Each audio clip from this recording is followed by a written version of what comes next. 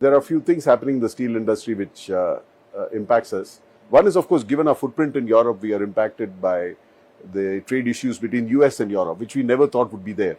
So right, yeah. So and the supply chains were built on the assumption that there will never be a problem between the US and EU, right, and UK as well. So now we have a 25% duty on UK and 50% on Netherlands, from where we used to send steel. So there is that part of it which is obviously disruptive for us.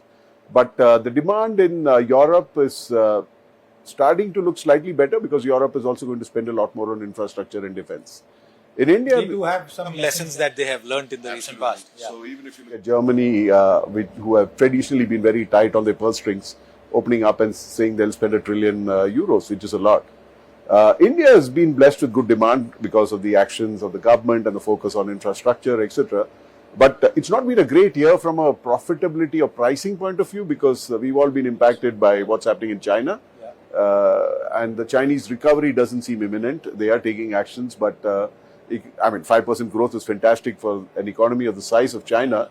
But still, the construction industry, which has a huge impact on steel, is going to take a long time to recover. So we're seeing the impact of that on prices and margins, but we think the worst is behind us, and hopefully going forward we'll see better times. And what would you term as the point of recovery? I think it's starting to happen already, because what has been happening in China is, while the production has been dropping, the consumption has been dropping even more. But the exports, while it's still at a very high level, seems to have stabilized at 110, 120 million tons. The anti-involution policy announced by the government, hopefully will have an impact. We are still waiting for, details which will give us some more optimism.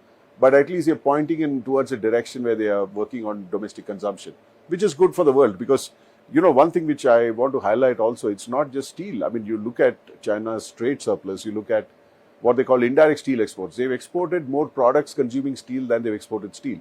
So whether it's 8 million cars or whether it is equipment, construction equipment. So I think what the steel industry faced over the last 10 years, 15 years because of excess capacity in China, I think a lot of user industries and consuming industries are going to see the same impact.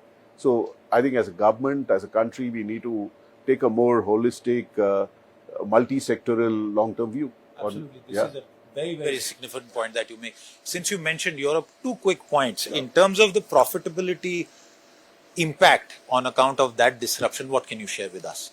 So basically, it used to be 10% of our volumes from Europe to the US, but it used to be about 20% of our profits. So it had a big impact. Of course, the good thing is in Europe, actions are being taken to protect Europe from unfairly priced imports. So there is an announcement of quotas which the European Union has made. There's also the carbon border adjustment mechanism kind of kicking in.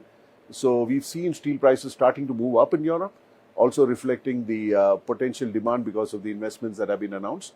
So while we've taken a hit because of the US trade, I think there would be some actions which mitigate that impact.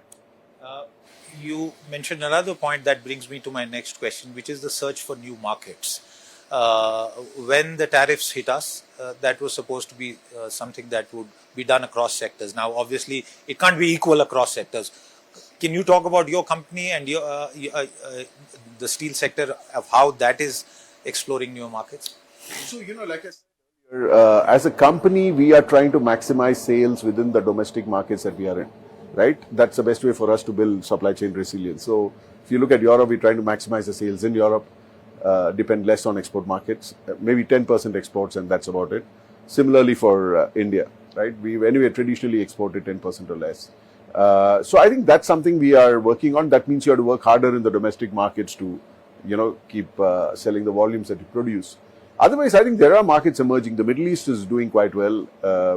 Africa, again, is a continent which is being dominated by the Chinese in many ways. And I think India, given the roots that India has because of the diaspora there, I think, there are Indians in pretty much many African countries, and that's something we should certainly leverage.